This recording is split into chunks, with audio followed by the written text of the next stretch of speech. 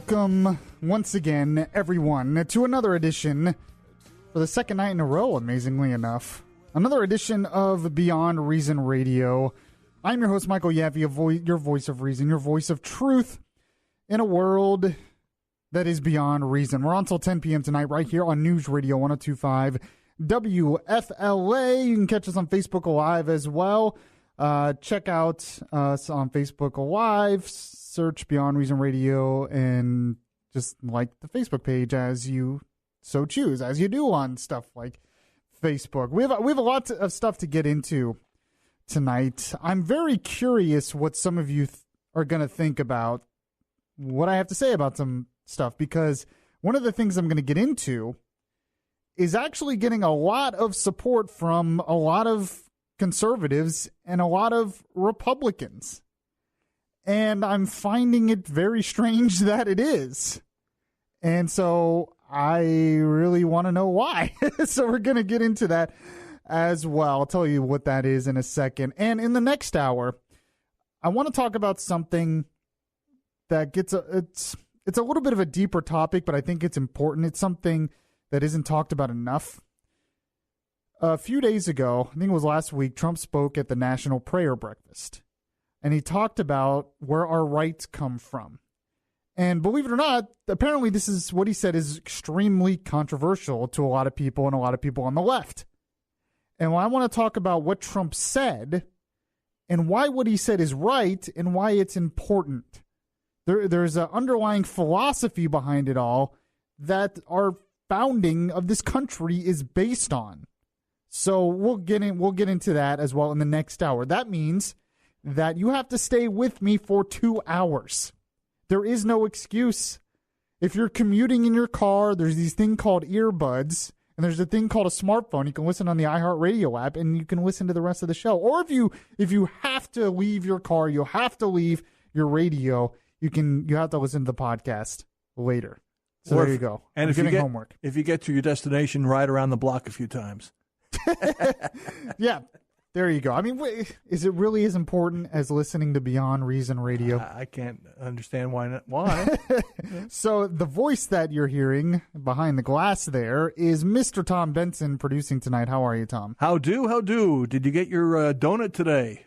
I did not get my donuts. Today is Shrove Tuesday. Now explain that to some people who don't know. Well, it's I really don't know. It's I don't know the official reason. I guess it's a last opportunity to pig out, so to speak, before the beginning of Lent. Lent starts tomorrow, which is February the 14th. You know what that means, don't you? Easter arrives on April the 1st, April Fool's Day. Oh. And that hasn't happened since 1956. Gotcha. And before that, 1934. I was there. No. And in 1923. So it only happens about 3 times in a century. Gotcha. Interesting. I learned something new from Tom Benson producing in there every day. I did not get my donut today, though. I did not either. Darn it. So apparently, speaking of donuts, under the Trump administration's new food assistant program proposal, a lot of people wouldn't be getting donuts anymore. Anyone on food stamps, anyway, would not be able to get their donuts. This topic is fascinating to me.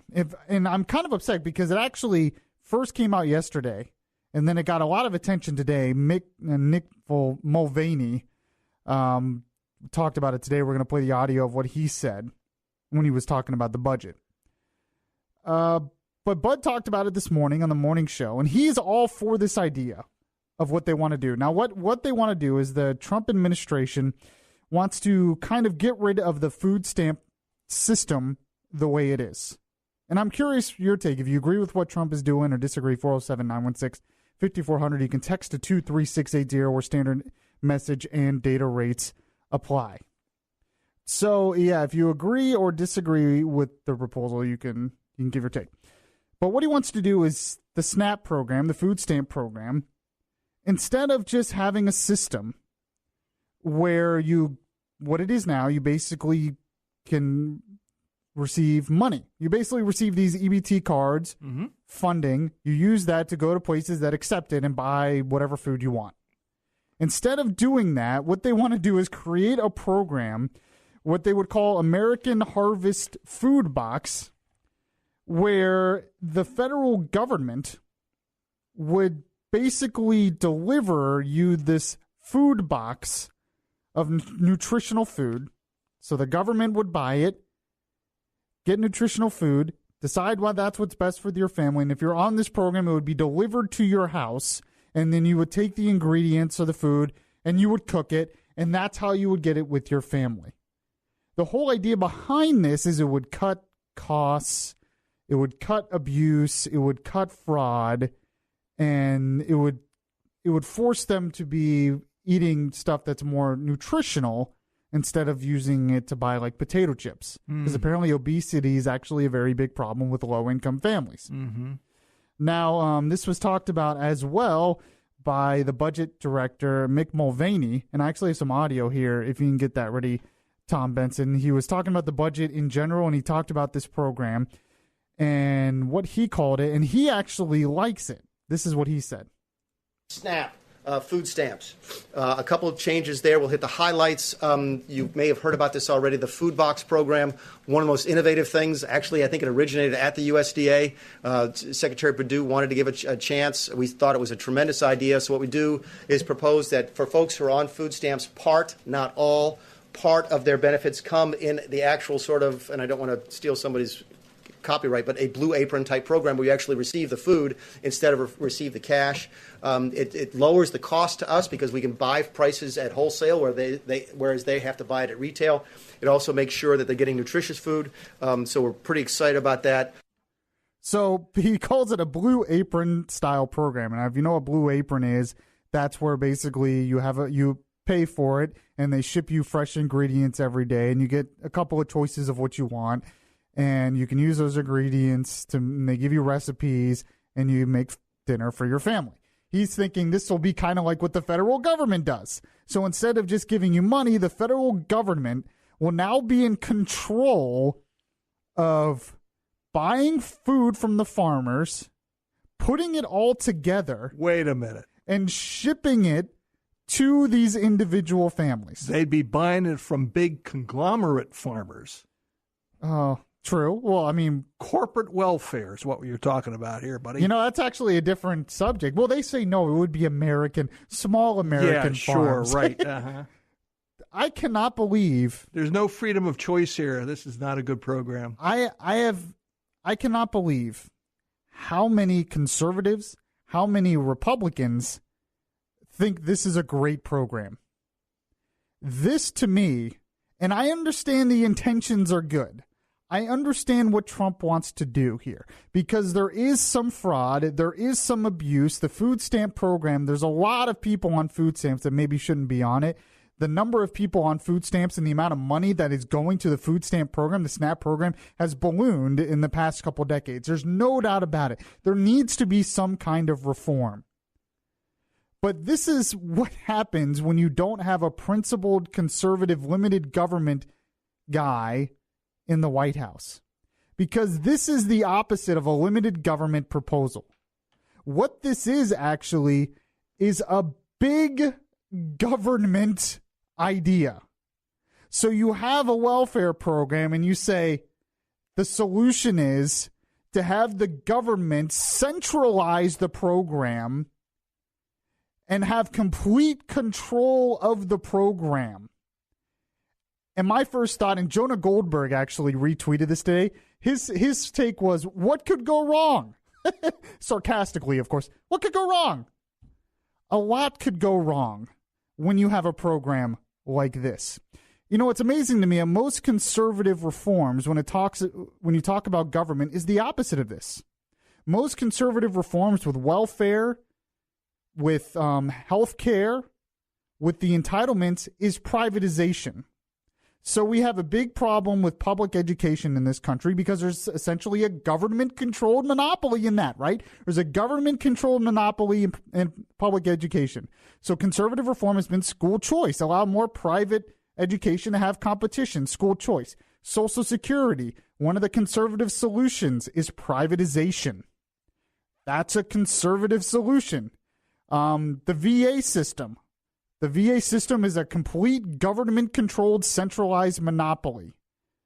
So one of the solutions was if they can't get help at the VA system, they can get vouchers and get it somewhere else. So with all these other programs that we have, we want to do the opposite. We want privatization. We want free market more involved. But then we have the food stamp program, and we see a problem with the food stamp program. And the solution with a lot of conservatives is to have a giant government takeover of it, where not only the government would provide the funding, but the government would completely run it. How do we think this is a good idea? They can't run the post office or the railroads. Exactly. And yet we want them to run a food assistant program. This would be a giant government boondoggle that would eventually create a lot of waste. And even if it started out great, even if the intentions are good, what it would do is eventually create a lot more waste in the future.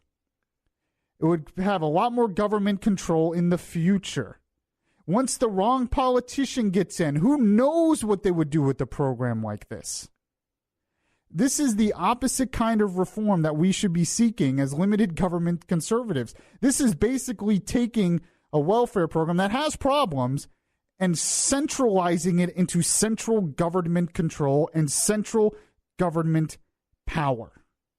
And then having the government in control. And the government is not good at this kind of stuff ever. And yet we think they're going to be good at this? 407-916-5400. Text to 23680. So there actually is a good solution to this problem. There actually are some reforms out there that are already working when it comes to food stamps. But the idea of taking the private sector completely out of this and having government completely run it and distribute it, and we think that this is going to be run efficiently, name another government program where this is done. You can't. It's not. This is not conservative. This is not based on limited government philosophy. Let's take some calls here. Let's go to Scott in Orlando. Scott, what's your take on this? A lot of people are passionate about this. Yeah, but you're 100% wrong. Have you seen how fat these people are on food stamps? Have you ever been on Walmart the first of the month? These people eat unhealthy. Did I say they didn't? They eat unhealthy. Did I say they didn't? These people are not like Ethiopians that are skinny and this and that. Did I ever say they weren't? There's a lot of people who aren't on welfare or food stamps that aren't healthy either. And you can create jobs with this. You got Uber drivers that can deliver it. You can have these grocery stores. So you believe in a philosophy where a government centralized program should create jobs? Oh, I think this program would be great. These people. Why do you want another big government program? Why? We just need to feed these people. Why do you want another big government program? You could subsidize it with small grocery stores. That's basically what we do. So would the government run those grocery stores? Instead of giving them a T-bone, we can give them a hillbilly steak. You know what a hillbilly steak is? Yeah. So it's a 1-inch slab of bologna. Well, I understand these people are buying lobsters. These people are buying. You're right. There is problems in the system, and I'll get into some solutions with that. But look at this. We have the Trump administration now that is proposing a giant government program now. That's what this would turn into, a massive government welfare program that would be completely run and centralized by the government. And we think, whoa, this is a great idea because there's waste in the system. And I'm thinking, what are you talking about? Why is a government program going to solve this problem? Let's take another call here. Let's go to Pete in Claremont. Pete, what's your take?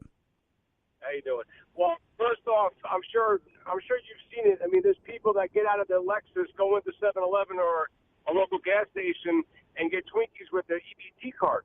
Yes. I mean, that just makes me sick every time I see it. So it makes me sick too. Centralizing this will cut down on wasteful spending because they know what every person. So you is trust getting. the government that much to run a program No, like this? I don't trust them doing it the way they are because I mean, there's people that fraudulently showing their. So your solution is to give them more is to have government more control over this because they're not doing the program right. So you want more control.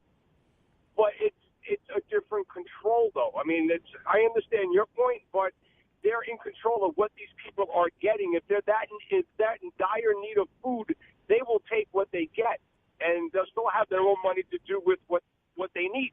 Gotcha. I mean, years ago, you used to have to go down there. You had government cheese, powdered milk, and these people were embarrassed to go get it. So what did they do? They went to work. So if you don't like it, go get a job. And there you actually get to a solution.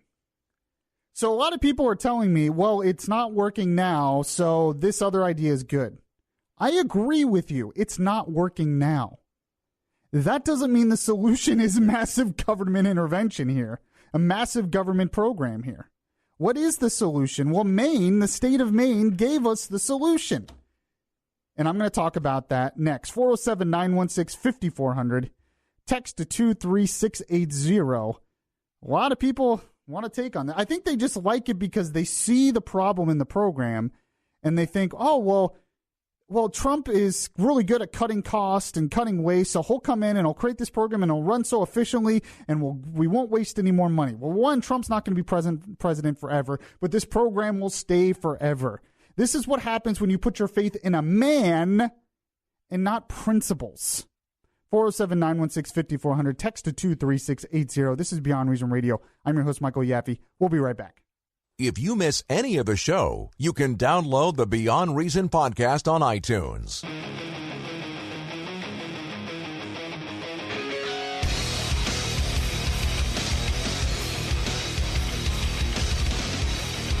The voice of reason in a world that is beyond reason is back now. So, Tom Benson, I have a solution to our Medicaid problem. Good. Okay, so Medicaid, there's been fraud and abuse of Medicaid, right? Mm-hmm. So how about we do this? How about we have the government build hospitals, build their own hospitals and build their own doctor's offices, and the government will be in complete control of those hospitals and those doctor's offices. And then the people on Medicaid could only go to those doctors and those hospitals. And we'll say that'll be good because it'll cut the fraud and waste and abuse at the other hospitals. Do we think this is going to go well? They can't run the hospitals they have, the VA. Yeah, that's true. And then, so the solution, I don't like the idea. And I got people on Facebook Live. You can like the Beyond Reason Radio Facebook page and check it out. We have a bunch of people who think this is a great idea. And they're pointing out the problems with the program we have now. So I've heard a lot of people say, well, the problem is people sell the food stamps for cigarettes and beer and yada, yada, yada. It's too easy to get the food stamps. There's waste, fraud, and abuse. I completely agree with that. I agree with all of those things. And I want reform. So where can we look at for true reform? What can we look at for true reform? Well, Maine actually did a lot of this. The Heritage Foundation had a great piece, a great study on what the state of Maine did. They talked about how there's a lot of waste in the SNAP program, in the food stamp program. So what Maine did is they added more work requirements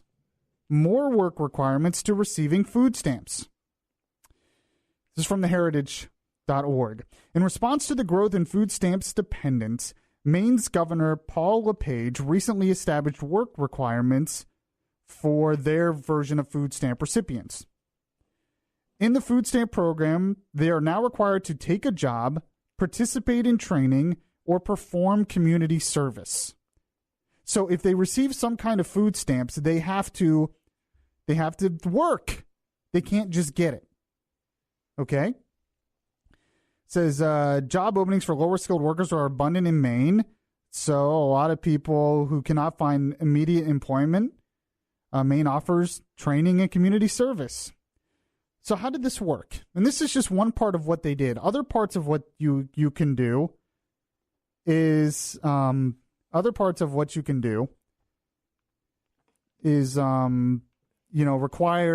what you can buy with food stamps. There's already some limits of what you can buy with food stamps. If we have a problem of abuse and stuff like that where people are buying bad foods, you can limit, you add new limits to what you buy. But Maine added what was work requirement programs. The Maine food stamp work requirement, in the first 3 months after it went into effect, the caseload for their food stamps plummeted by nearly 80%. Wow. 80% in the first 3 months, falling from 13,332 recipients to 2,678 in March 2015. The rapid drop in welfare dependence has a historical precedent. When work requirements were established in the Aid to Families with Dependent Children program under President Bill Clinton in the 1990s, nationwide caseloads dropped by a similar amount, albeit over a few years rather than a few months.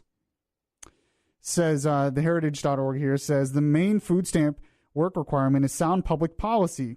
Government should aid those in need, but welfare should not be a one-way handout. Able-bodied, non-elderly adults who receive cash, food, or housing assistance from the government should be required to work or prepare for work as a condition of receiving aid. Giving welfare to those who refuse to take steps to help themselves is unfair to taxpayers and fosters a harmful dependence among beneficiaries.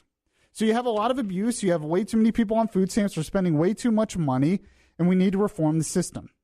So here's a solution right there. Maine has a solution right there.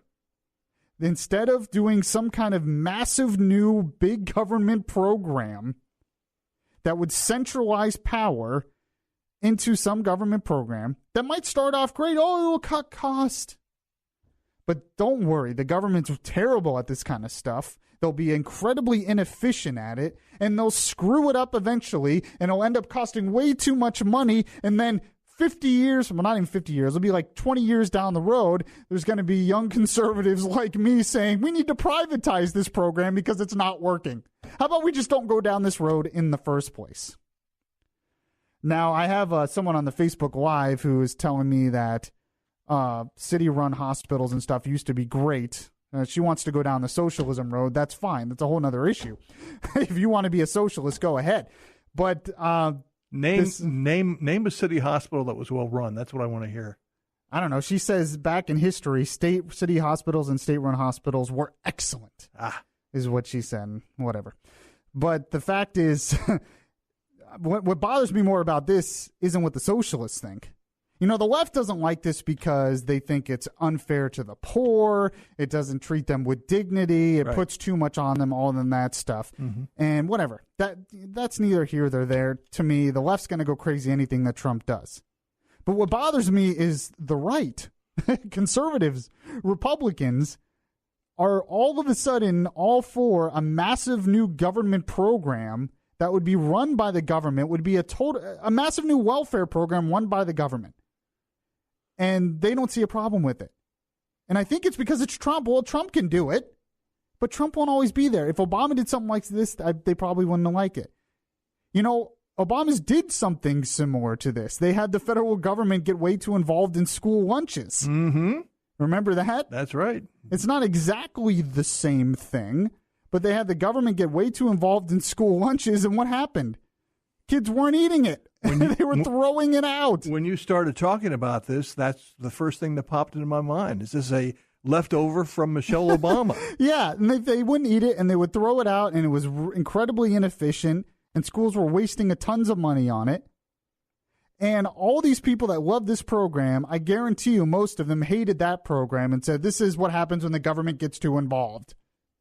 And now they want the government to get more involved. I think a lot of people who like this idea are just Trump lovers who think everything he comes up with is a great idea. I mean, this isn't even initially from Trump. It's the Trump administration. Mm-hmm. And I think on the surface, it seems like a good idea. In theory, it seems like a good idea. That in theory, well, if we could just have more control over it, we'll cut down the costs. That's the theory behind socialism, by the way. That's what socialists say. We say that doesn't work. But now you want this for a government welfare program. What's going on in Puerto Rico? A lot of problems with distribution of material. The same thing could happen here. You could get cronyism deciding who gets the food and who doesn't get the food. Oh, that's even another part. I mean, the fact is we have a program now that's really, it has its problems. It has waste. There's no doubt about it. I've talked about some reforms you can do. But it works. It somewhat works in terms of getting food to a lot of people because it's mostly done by the private sector. You know? Mm-hmm. And we want to take out that part of it and have the government in charge of the whole process. As a small government conservative, I can't believe this is a good thing. So I'm going to play some audio from Milton Friedman in the next segment. He'll be my voice of reason of this hour, to give kind of an example of how these kinds of programs cause a lot of problems. This is Beyond Reason Radio. I'm your host, Michael Yaffee. We'll be right back. If you heart Beyond Reason Radio, listen to the Beyond Reason Radio podcast on iHeartRadio. Just download the iHeartRadio app and search Beyond Reason Radio.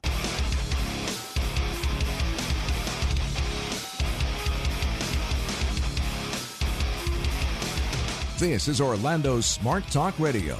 Beyond Reason Radio continues now. The more I think about this food stamp program, it just amazes me that I'm so many conservatives and Republicans support it. Because really the argument is this. The argument is the system is inefficient now.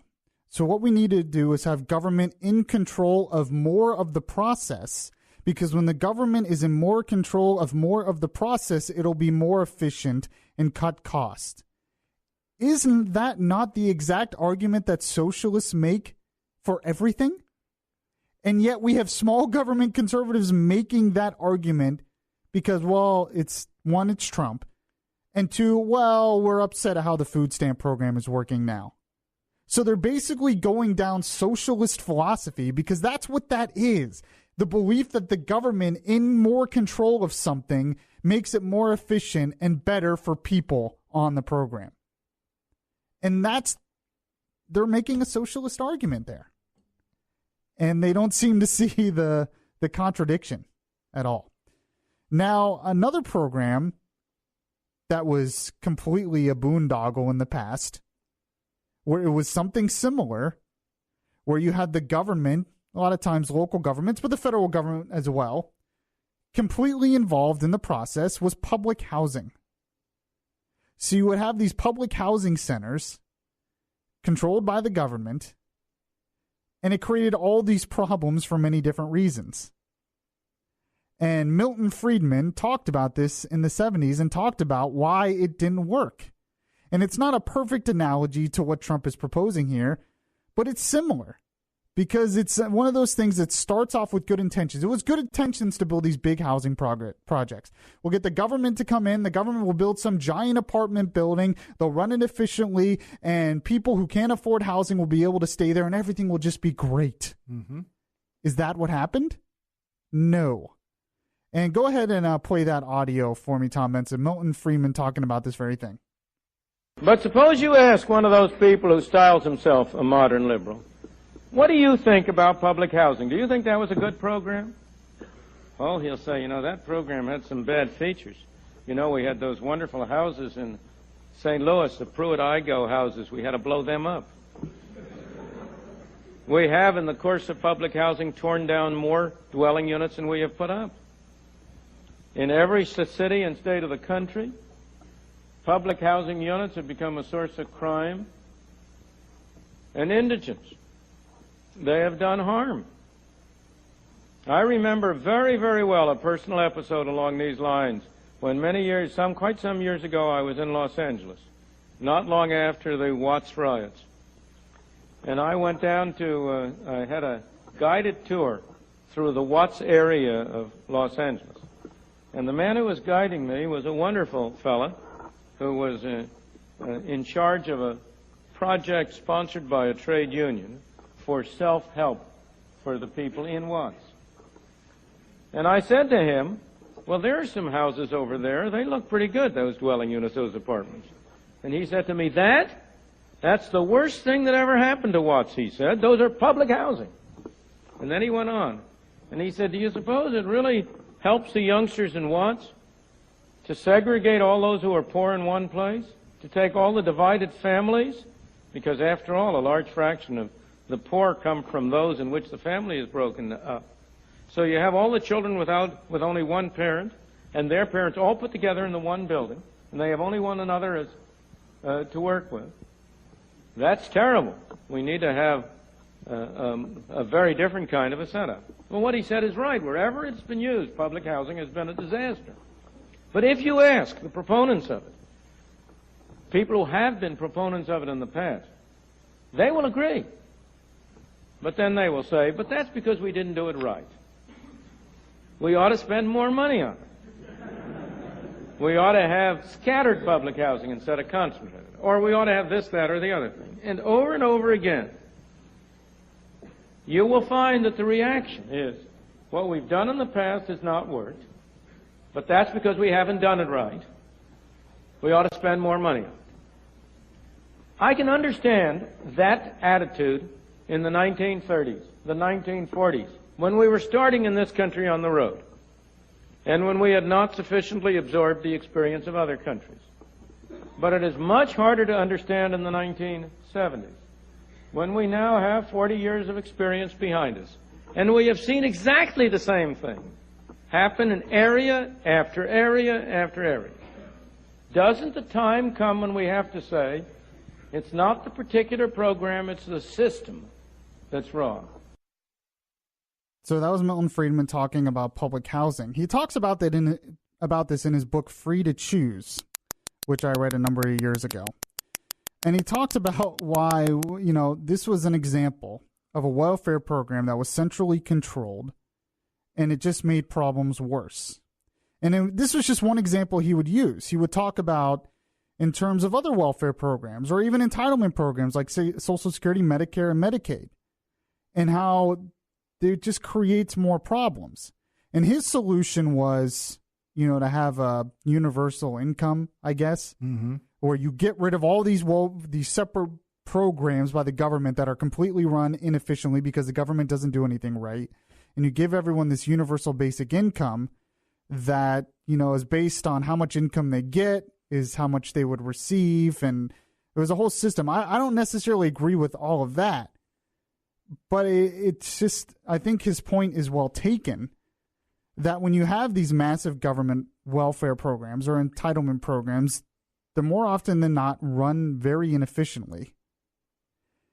But the argument here that, well, this program is run inefficiently, so what we should do is have the government take complete control of it and streamline the process. Could you imagine that in any other type of government program? Like I said, Medicaid. Could you imagine if they said, well, people on Medicaid now, what we'll do is create Medicaid hospitals and Medicaid doctors' offices and completely streamline the process where they only visit them, but it will be more efficient because we'll be in complete control. We'll do it better. We'll do it better. They never do it better. Public housing was the same way. We'll be in charge of building it. We'll be in charge of running it. There will be a complete process controlled by us, and it was a complete disaster for many different reasons. And I just think this is not the way to go. It does need reforms. The reforms are pretty easy to implement. You have to have work requirements like Maine did. You have to have more requirements on what they can get with the food stamps. You have to have a program that limits the ability to have fraud and abuse.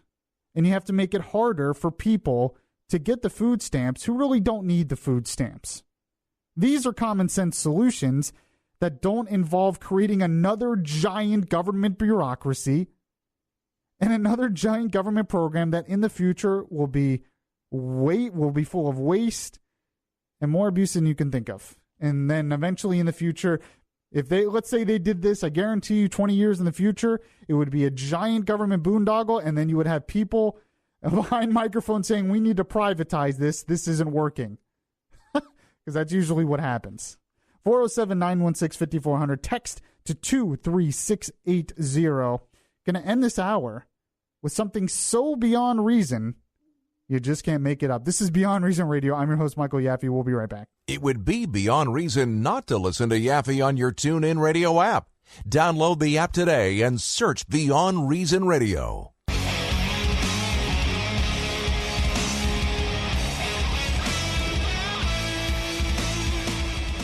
The conscience in your ear telling you the difference between right and wrong. Yaffee is back on the air. Welcome back to the show, everyone. This is Beyond Reason Radio.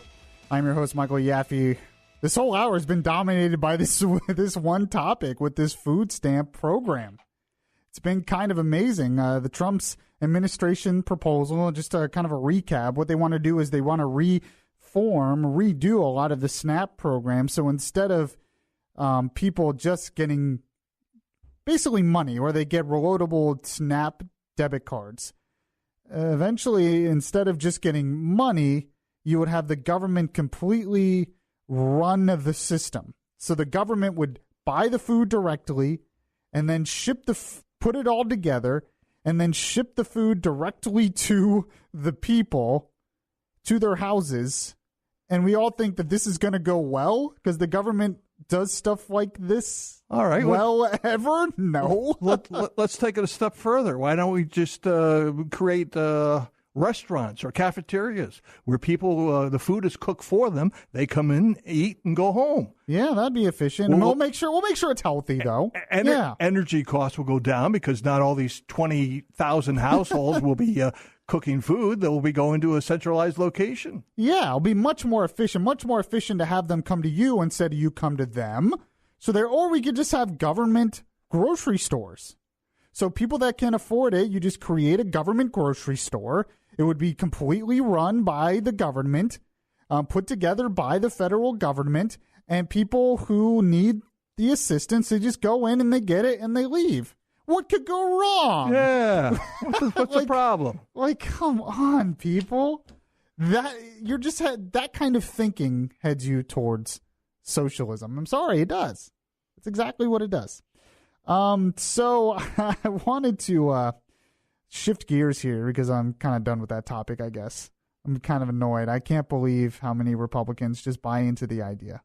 We have a story here that is so beyond reason, you just can't make it up. Oh, this is unbelievable. Yes, that is exactly right. Let me pull up the page here. I had it, and I think we just had a full hour of that. Unbelievable. Well, Tom Benson, I was wondering what your take would be on this. I didn't know. I didn't know, but you seem like a smart guy. You seem like a smart government guy. Bad idea. Open to more fraud. It'd be easy to get a excuse from a doctor or somebody to not be on the program. There's just so many. Well, you're just like me, where you're skeptical of central government power. All right, so my story that's so beyond reason you just can't make it up. It's from the Times of Israel. Check out this headline. Iran accuses the West of using lizards for nuclear spying. I kid you not, this is a real story. An advisor to Khamenei, the leader of Iran, says aid collectors for Palestinians sought to deploy reptiles whose skin attracted atomic waves. The former chief of staff of Iran's armed forces said Tuesday that Western spies had used lizards to attract atomic waves and spy on his country's nuclear program.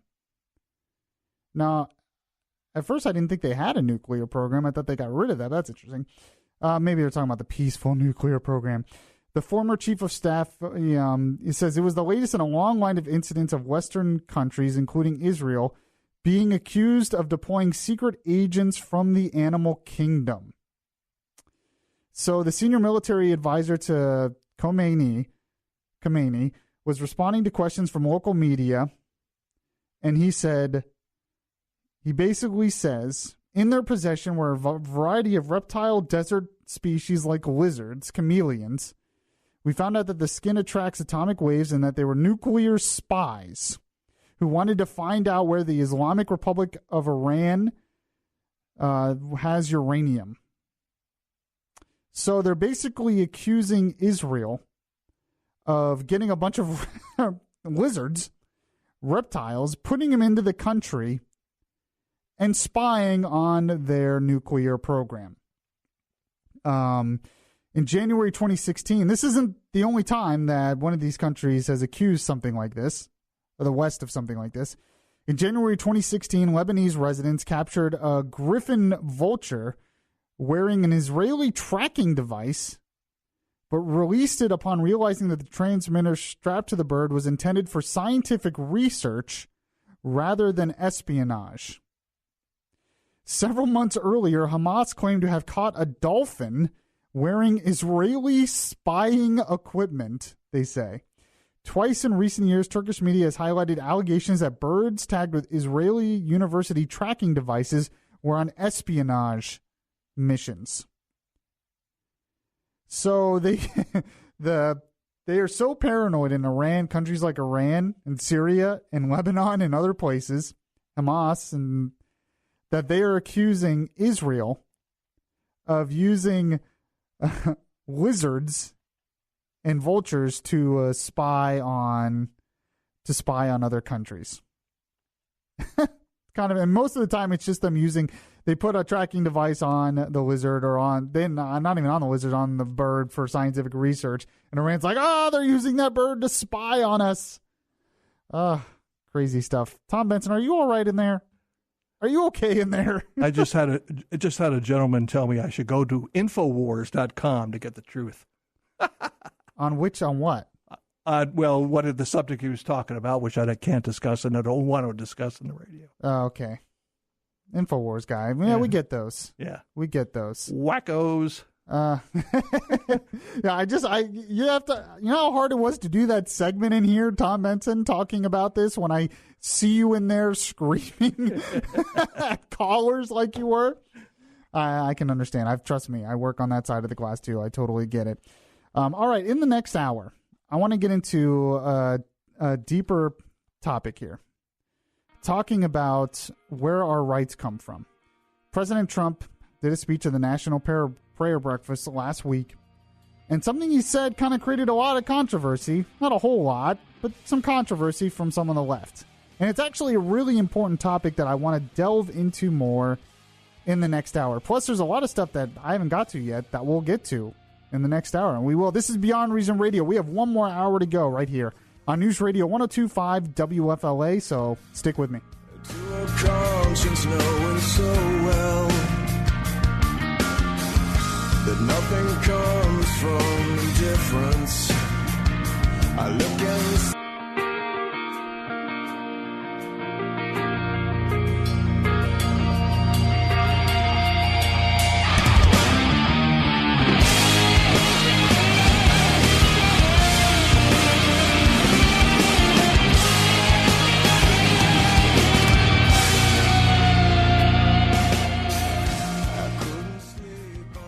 All right, one last button on the food stamp thing, and then I'll move on.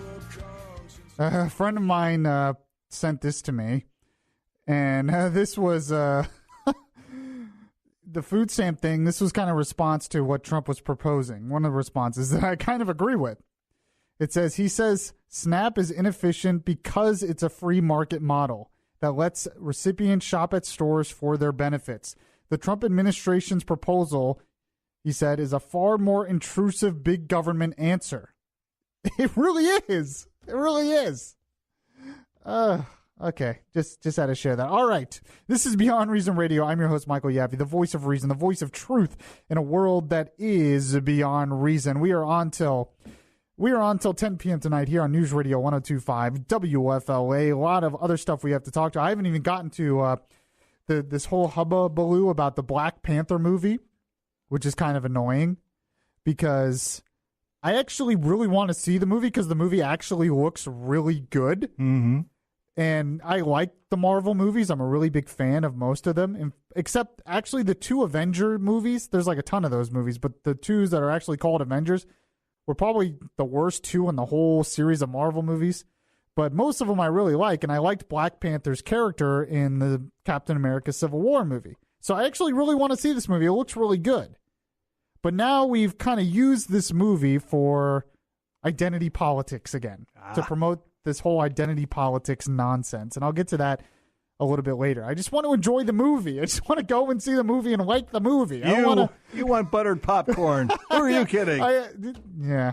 Actually, I'm not a huge fan. I like popcorn, but I get annoyed by it because it gets caught on my teeth and everything. It's just you can eat it for the next 6 hours. yeah, it really gets under my skin a little bit, to be honest. I usually get a Slurpee, though. I will get a nice big Slurpee when I'm at the movie theater. So there we go. So we'll talk about it a little bit later. North Korea, there's been talk about the fact that Mike Pence didn't stand up for North Korea's national anthem, and they're upset at him for that.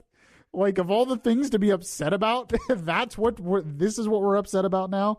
So we'll talk about that as well. And, of course, Mr. Tom Benson, you hear his voice in there. He is joining me tonight. You going to be okay, Tom? You going to survive one more hour? I think so. We'll be fine. Okay. So there's a topic I want to get into because I think it's important. Last week was the National Prayer Breakfast. And usually the president speaks at that. It's a really good ceremony. And Trump said something that got some reaction from some on the left, that they didn't like it. And Trump is not the first one to say this.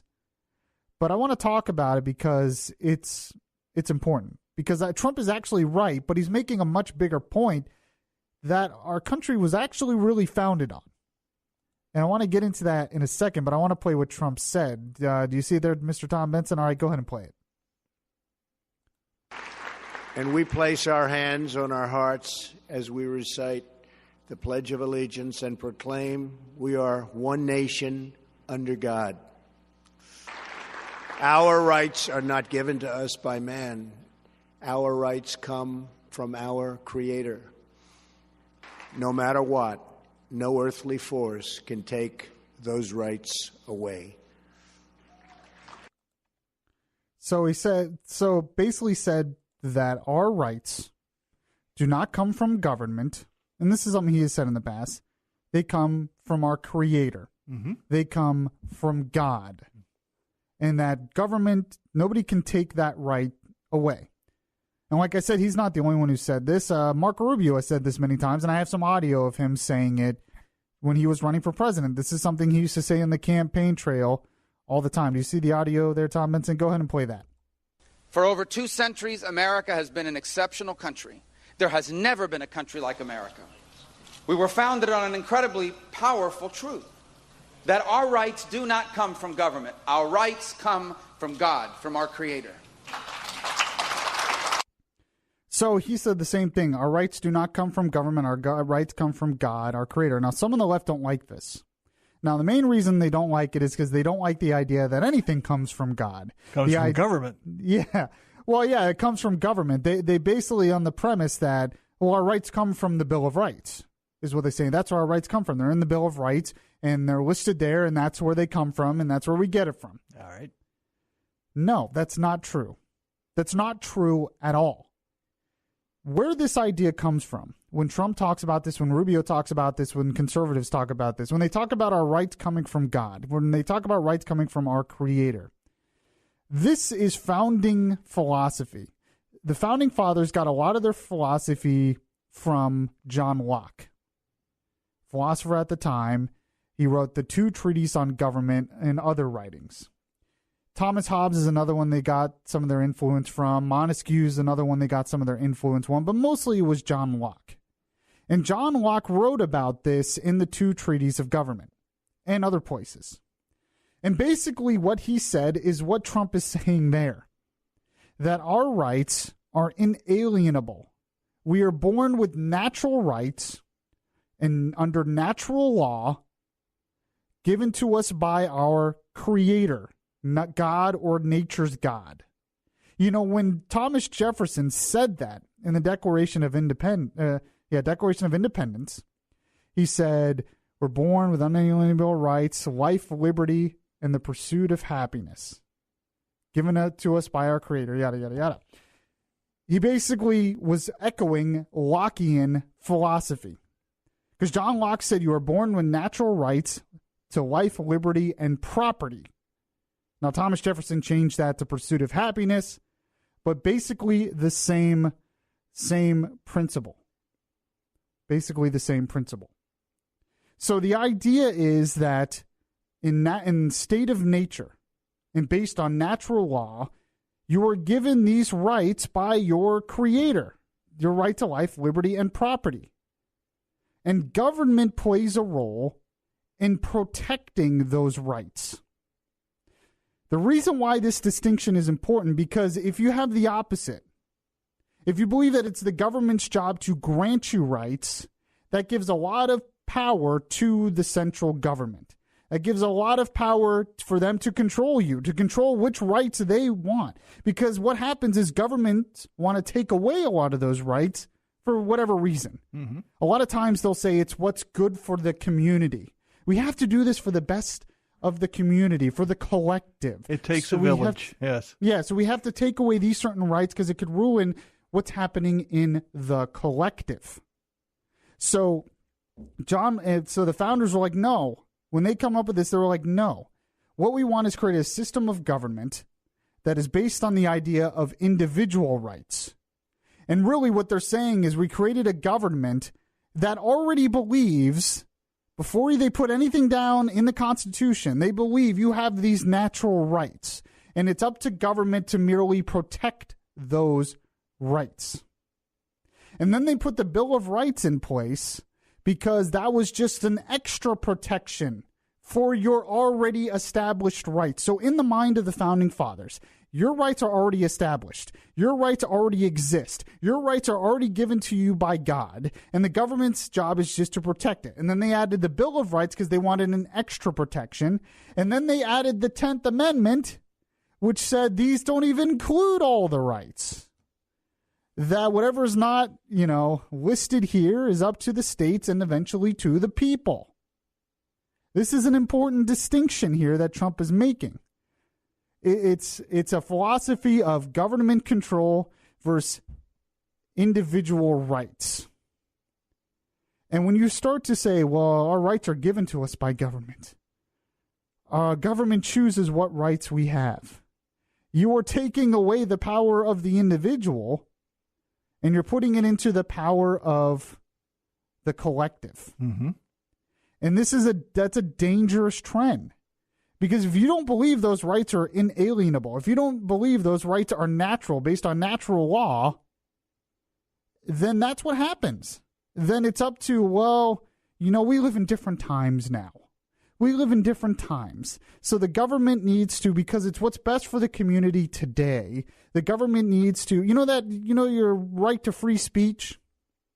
Yeah, that's really kind of inconvenient. It kind of messes things up in our country. That's not always good for the community. So what we need to do is take away those rights. Yeah, we gave you those rights, but, that's granted by government. So we're just going to take it away. But if you have a government, if you have a country that's based on the philosophy that, that's your right. That's already your right. That's given to you by God. That's established.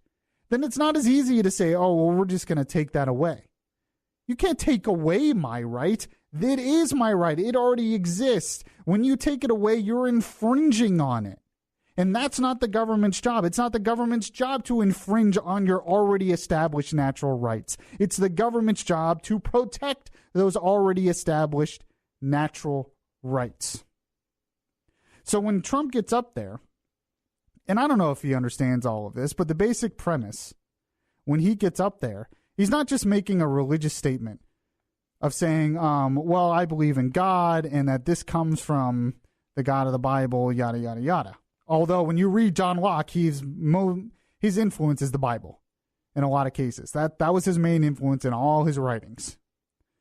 But he's making a point of the role of government in our lives and where our rights come from. And it's a very important distinction here. 407-916-5400. Text to 23680. This is Beyond Reason Radio. I'm your host, Michael Yaffee. We'll be right back. Listen to the latest episodes of Beyond Reason. Download the podcast at Spreaker.com.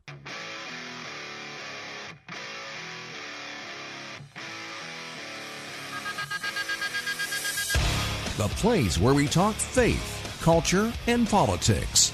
Beyond Reason Radio continues. All right, welcome back to the show. We were talking about, in the first segment of this hour, when Trump was talking about our rights come from God. They are not granted by government. They already come from God. I was talking about that this is based on philosophy of the Founding Fathers, based on John Locke. Thomas Jefferson wrote about that in the Declaration of Independence. You know, it also the Declaration of Independence also refers to the laws of nature and nature's God. And then the whole idea is that you're born with your rights, and it's up to the government to protect those rights. It's not up to the government to grant you your rights. Your rights predate the Declaration of Independence. Your rights predate the Constitution. They are inherent in the laws of nature, and they're given to you by God.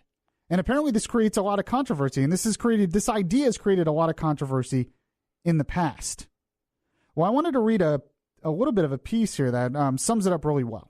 And I got it from theweek.com from Matt K. Lewis. He actually wrote this like a couple years ago. But I think he sums it up really well because it's been an issue for a little while. Because every time, you know, I had someone on Facebook Live call me this. Every time conservatives bring this up, every time Christians bring this up, they say, you're a nut job. Your rights come from God. You religious kook trying to create a theocracy? What are you doing? You don't know what you're talking about. And I'm thinking, no, this is what our founding philosophy for this country was. And there's a reason for that. And this piece in the week summed it up really well. This is what he says. He says, I believe very strongly that our rights come from God. And I believe nearly as strongly that the implications of believing that our right to life, liberty, and the pursuit of happiness are granted by the state are potentially catastrophic. So he's saying that if your right to life, liberty, and the pursuit of happiness are something the state gives you, it could be a really bad thing, catastrophic. Mm-hmm. He continues on. He says, ideas have consequences. And while some might be quibbling over such esoteric and grandiose ideas to be a waste of time, the truth is that where one comes down on such fundamental questions will likely predetermine where one comes down on a wide range of modern-day hot-button issues. When you consider how much of the current political debate hinges on fights about individual liberty and the size of scope of government, this makes sense. He says, set aside religion and consider this. If our fundamental rights are merely granted by the state, then they can be taken away by the state. What is more, the state would have no moral compunction not to rob us of our rights. The state is not moral or special or better than people. The state is people. If they don't have some larger, higher moral code that guides them, then assumptions about what constitutes the good are, at least to some degree, arbitrary. Absent an immutable standard, why wouldn't the law of the jungle rule? In nature, predators prey on the weak. Can we honestly convince ourselves that people are better than that? Some are, sure, but many are not. Without an absolute law that transcends the whims of man, the very concept of rights metastasizes into a definition having more to do with the current and often capricious preference of the majority. Like, remember what I said earlier? That what happens is they want to get rid of the idea of natural rights given to you by God because they believe more in doing things for the collective. Mm-hmm. Not for the individual, but for the collective. That's what he says here. When you get rid of the idea of natural individual rights, then you just follow the whims of the majority. He says, oppressed minorities have long found comfort and in fact seized the moral high ground by pointing out that there is a greater law, a universal sense of right and wrong that transcends the will of the majority. He's exactly right. The majority can be wrong. The majority can be in the wrong. History is littered with examples of the folly of man-made law, of man-made injustice. And he makes a lot more points. He says, more and more the secular left seems to want to entrust human law to always be just. That's fine when it is, but what happens when it isn't? And I think he makes a good point there. And a lot of people think it's crazy talk. A lot of people think it's nonsense. But I think it's a good point. So I just wanted to establish that when Trump, when Rubio, when Ted Cruz, when all these people talk about our rights are granted to us by our creator and not by government, there's a fundamental philosophy that our government was founded on based on that idea. And there's a reason why that's an important idea. And there's a reason why it's important to say those things. So I wanted to move on to a different topic here. Moving on to, speaking of looking at the individual versus the collective or whatever, There's the Black Panther movie is coming out. Mm-hmm, mm-hmm. Have you seen any of the controversy over this Black Panther movie? I've seen articles. I have not gotten into it. You're not really into the movies to begin with. Right. I don't go to movies much to begin with. I'm not in on the Marvel comics at all, so, it's of no interest to me. So, but there's a lot of attention to this movie. I mean, to me, I've seen the previews. I'm one of these people who gets into the comic book movies. Mm-hmm. Not just the comic book movies, a lot of movies. I like the Star Wars movies, the Star Trek movies, that kind of pop culture stuff. And I'll watch other videos talking about the backgrounds of the stories and the directors and all this stuff. I get caught up in that stuff as well on YouTube, and I can watch videos on that for a while. Well, the Black Panther movie's coming out. It's a comic book movie based on a comic book hero who's black from an African country. Now, remember, this is a fictional African country. It doesn't actually exist, called Wakanda. And his character was introduced in the movies in one of the earlier Marvel movies, Captain America: Civil War. So they're making another movie about him where it's just about his character and the country and everything else. And honestly, it looks like it's going to be a really good movie.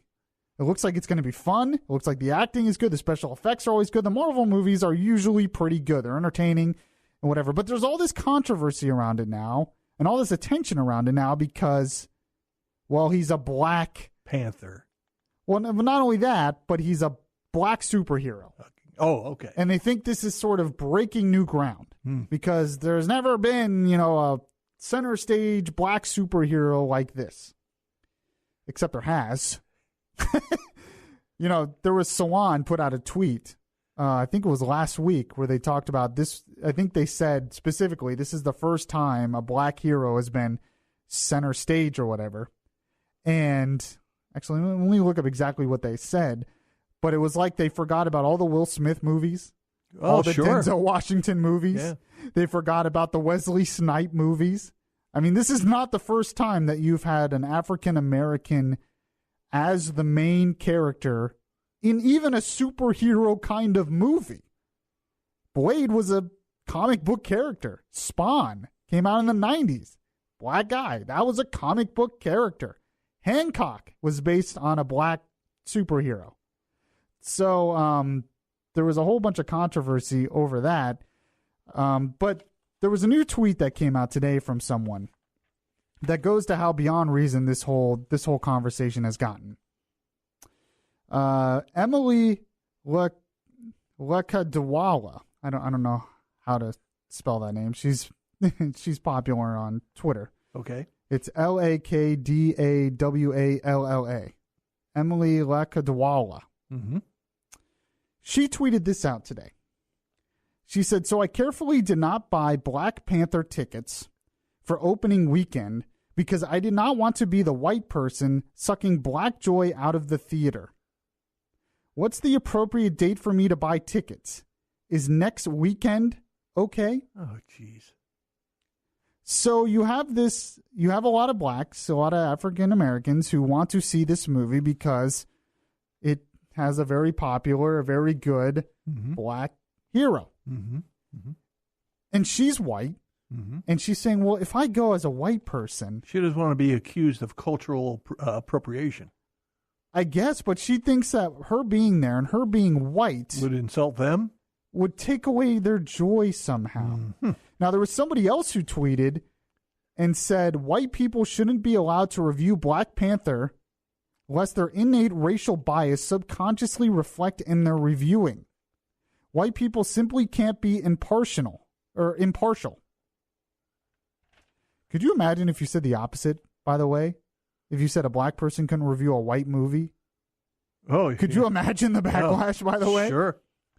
But so here we are. You have a good movie that, yeah, it makes African Americans look good. You have a black character. That's a great thing. It looks like it's going to be a really good movie. And now we're playing the identity politics game once again. Where, oh, well, is this movie really only for blacks? No, I don't think so. I don't think that's why it was created. But, this gets to, for me anyway, this gets into the whole subject of, because this is why I hate identity politics. Because I'm a believer in the individual. I want to judge people based on being an individual, not based on the color of their skin or anything else. Judge them based on their individual character. My question is, what was the goal of the civil rights movement? What was the initial goal of the civil rights movement? I thought that the goal of the civil rights movement was to move past racial divides.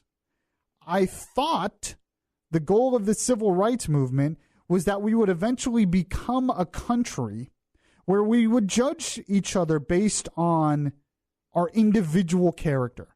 So I would judge you as an individual, not as a white person, not as a black person, not as this race or that, but I would judge you based on who you are as an individual and your individual character.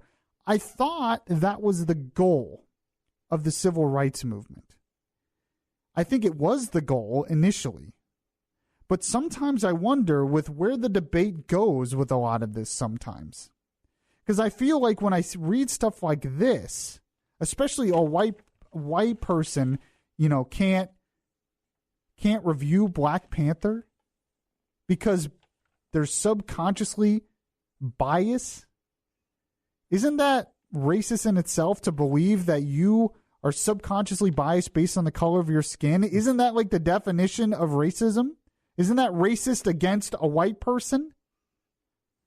It just seems like in so many instances in this country, we are going in the opposite direction.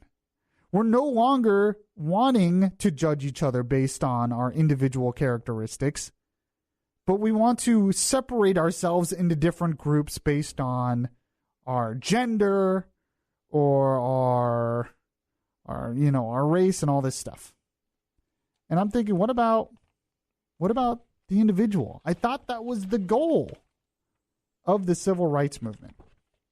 Maybe I'm wrong on that. You know, it's kind of like when you hear about some college campuses were talking about segregating dorm rooms. Mm-hmm. You know, I thought the goal was to get rid of segregation, but you have some college dorms wanting to segregate dorm rooms, and it's the black groups that want to segregate the dorm rooms this time. And I'm thinking, wait, isn't this the opposite of what we wanted? I don't understand. And it's just why it's hard for me. These issues of race are really hard for me because I don't get it.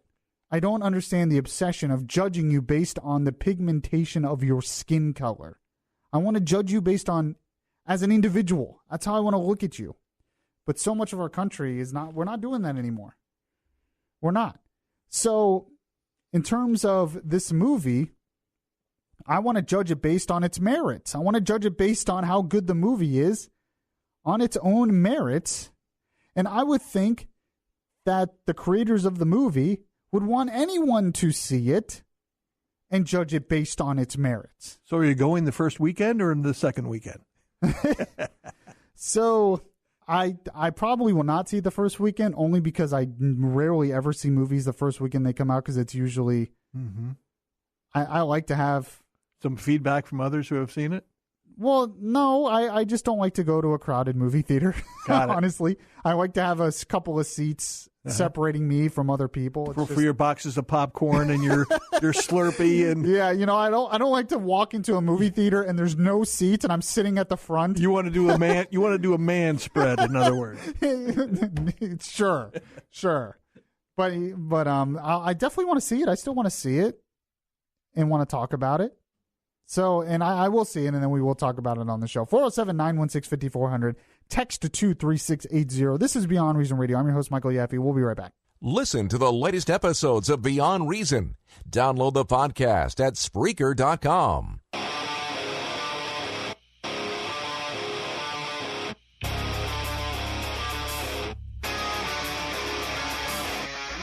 Your safe space for conservative thought. Not for political correctness. Yaffee is back right now. Welcome back to the show, everyone. This is Beyond Reason Radio. I'm your host, Michael Yaffee, the voice of reason in a world that is beyond reason. If you've missed any of the show so far, make sure to check the podcast after the show. In the first hour, we talked a lot about Trump's food stamp proposal that would get rid of a lot of the food stamps assistance where you basically give them this EBT card and they use it and they go buy their food at a store. He wants to create a program where basically the government would deliver the food to their house in these ready-made boxes of nutritional food, and apparently it would cut costs and all that stuff and be more nutritious and get rid of a lot of a fraud. So a lot of Republicans like it, and I made a whole big thing in the first hour how I do not like it because it's just another big government boondoggle that would be more government centralized control of something, pretty much take the free market out of it completely, and I think government always screws up stuff like that. And to me, it sounds like a Michelle Obama holdover. Yeah, because for her lunch program that totally failed in a lot of schools. All right, so but in the last half hour of the show, I was talking about this Black Panther movie and how I think it looks like it's going to be a really good movie. I really want to see it, but there was a tweet out there by someone who was a white woman who was wondering if she should wait to see the movie because she doesn't want to steal black joy out of the theater because she's white, and this movie is really for blacks. It's their time, and we should let them have it. And I kept asking the question, what was the goal of the civil rights movement? I thought the goal of the civil rights movement was to treat each other as individuals, not based on race. But when I see stuff like this and I see the identity politics that has totally taken over this country lately, it seems like we're going in the opposite direction. So I had a call from someone here, Jackson in Windermere, who has a take on that. Jackson, how are you tonight? I'm doing great. I actually want to go back to your comments about the rights of man and where they come from. Oh, okay, great. Yeah, what that was about is I started the hour. I just want to reintroduce the audience. I started the hour talking about how Trump, in his speech at the National Prayer Breakfast, said our rights come from God, not from government. And how that's based on founding principles. That's based on founding philosophy and that of natural rights, natural law, and it's merely government's job to protect our natural God-given rights, not to give it to us. So you wanted to expound on that, Jackson, right? Right. And if you go back to John Kennedy's inaugural address, the second paragraph, second sentence, he says, and yet the same revolutionary beliefs for which our forebears fought are still at issue around the globe, the belief that the rights of man come not from the generosity of the state, but from the hand of God. So Trump's just being consistent with a Democrat. Yeah, that's very interesting, that was a Democrat who actually said that, not a Republican. Oh, yeah, you can find, if you go back and read the history on our presidents, you can find that one of the big lies out there is that our founding fathers were deists. That is not at all the case. If you look at the definition of what a deist believes that God created the world, and then he left, and that does not interfere in the operation of the rights of or anything to do with man. But the founding fathers, instituted the office of chaplain for both. Once the Constitution was established and the federal government was established, the first officers they named were the chaplains of the Senate and House of Representatives. You go back; it's history. It's not an opinion. They've had legislative chaplains ever since that point in time, and they had prayer during the First and Second Continental Congresses during the Revolution. Every meeting began with prayer. Right. And that's so, true. There's a lot of lying going on by the liberals, and the definition of deist, if you go back and see, including Benjamin Franklin, and president after president. Well, they would take credit for God, basically being involved in the revolution and them winning. They would thank God for the outcomes of things that happened. They call for days of prayer. Yeah, exactly. For the people to go to prayer. Well, deists don't believe prayer would do any good because God would not intervene. So the liberals have been lying to us, and people just take it at face value that they were deists. No, they were not.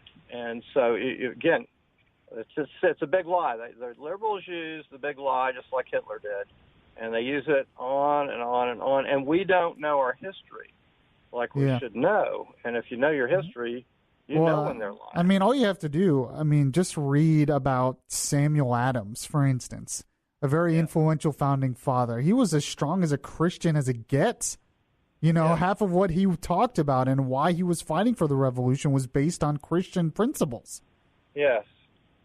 So there's a quote, and if I could find it, in Lincoln's inaugural address, which his first inauguration, which is explicit. In fact, here it is. It was in the inauguration in 1861, and it was within the body. I can't cite exactly as I don't have the whole document in front of me, but one of the sentences that he says is intelligence, patriotism, Christianity, and a firm reliance on him who has never yet forsaken this favored land are still competent to adjust in the best way all our present difficulty. And they want to say that he wasn't a Christian. Well, but that was the third point he made: intelligence, patriotism, and Christianity. Oh yeah, I mean, he would often quote about God and everything in his speeches. So Jackson, I really appreciate your call. It was a good take on that. Interesting that he, in talking about rights coming from God and not from man and not from government, he pulls out a quote not from, Ronald Reagan or not from some Republican or conservative, but from John F. Kennedy, the Democrat liberal hero. And that quote was actually really good. I need to look up the exact quote again, but it talked about how it's one of the struggles in the human condition is that too many governments in our world, tyrannical governments, especially back then, were predicated on the belief that, no, your rights do come from the state. And that causes a lot of problems in the world because it gives the state way too much power. And this was the idea that, no, your rights come from God, and the government's role is merely to protect those rights. So good call on that. 407-916-5400. Text to 23680. I think we can have some fun at the end. Is that okay with you, Tom Benson? Absolutely. It'll be okay to end the show with some fun. Sure. Good. This is Beyond Reason Radio. I'm your host, Michael Yaffee. We'll be right back. Download the iHeart Radio app and catch the Beyond Reason Radio podcast.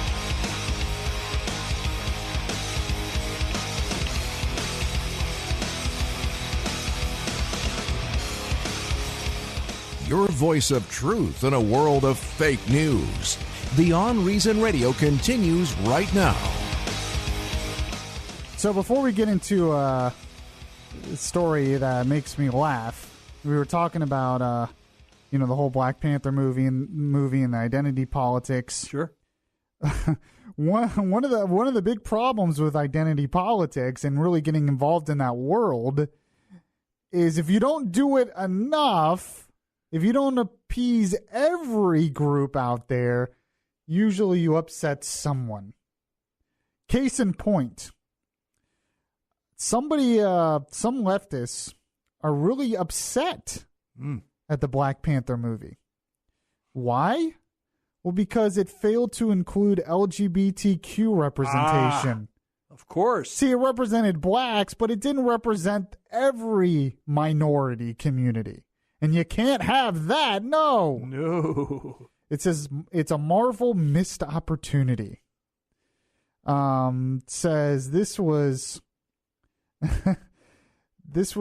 someone was saying that it was a Geek Blog said that the team of warrior women who serve as Black Panther's personal guards are not depicted as having fluid sexuality, even though one of the main characters who belongs to one of the other characters in the movie is depicted in some Black Panther story arcs as being in a lesbian relationship. As if that weren't horrifying enough, a scene in an earlier version of the movie, which reportedly depicted this particular character swaying rhythmically back in formation with another female member of the team, was eventually cut from the movie. Clearly an effort to wipe LGBTQ representation from the movie entirely, they're saying. Of course, yes. So some people on the left are not happy about this. This is what happens when you get involved in this identity politics stuff. It couldn't be because the timing of the movie was getting a little bit too long. No. It's because they hate gays. Oh, okay. Duh, Tom Benson. You didn't know? It said... It says there wasn't some major theme through that we were looking to explore with that in terms of the story. We didn't pull out of a full thread of some theme. That's what That's what the co-screenwriter put. I have no idea what that even means, actually. But there you go. That's what happens when you get involved in identity politics. It's never, ever good enough. Just saying, all right, let's move on from this nonsense already. It is time for things, because we want to end with some fun, things that made Yaffee laffy.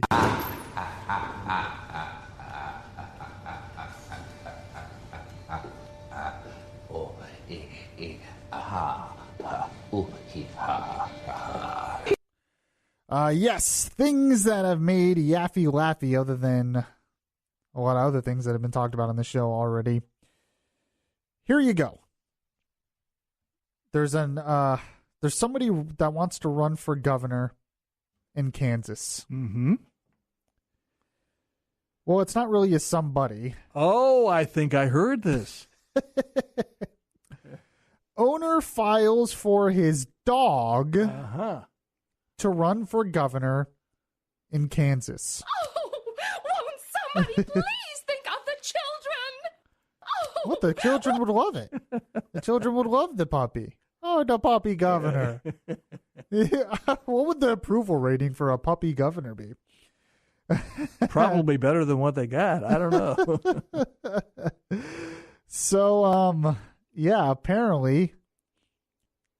And you know what happened, by the way? Okay, so Kansas officials say a dog whose owner filed. So the owner actually went through the process of filing for the animal, his dog, to run for governor. Kansas officials say he can't run. Of course. Why? He said he's disqualified. Why? He said the dog will be disqualified. Too many legs? Too many legs. I don't know. I think this is... the paw print in the application was smudged or what? I think this is doggist. Is that a word? Doggist? It is now. Pettis. Why don't the dogs have a right? The Kansas City Star reports that Taran Woolley of Hutchinson, Kansas, entered his 3-year-old wire terrier, Angus, in the race after news reports surfaced that the state does not have requirements governing who can run for office. It says a dog will not be allowed to file and put his name on the ballot. Director of Elections for the Kansas Secretary of State's office. 6 teenagers also filed for the gubernatorial race, following a report from the Star last year that noted no age or residency requirements for candidates. At the time, Caskey told the Star that he was unsure of the legal implications of a dog running for office. He says, I'm not sure how to answer that because I cannot point to a law that sets any qualifications to run for governor. So a dog has never tried to file. I don't know what would happen if one tried to. I can't point to a law that says anything about the qualifications there. It says, under Kansas law, there is no law governing the qualifications for governor, not one.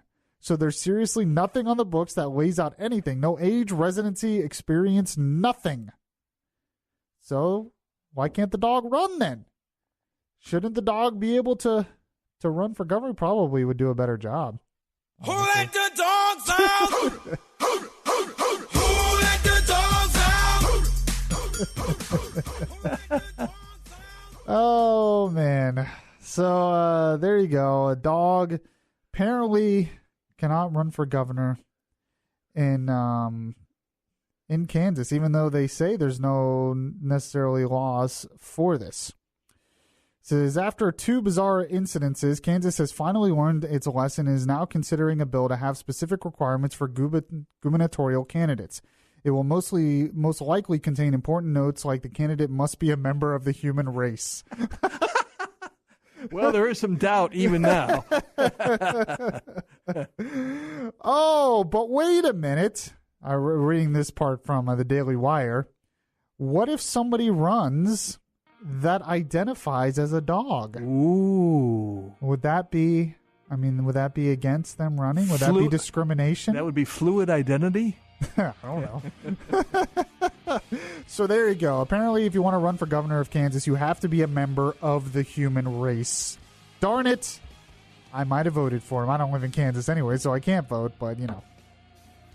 I think my pet cat would make a better congressmen than a lot of them in Washington right now. I just have to say, he's a smart cat. I think maybe he'd get some things done. All right, this is Beyond Reason Radio. I appreciate y'all listening.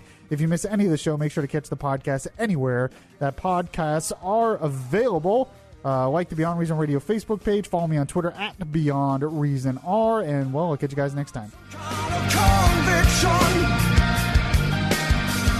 Oh, well,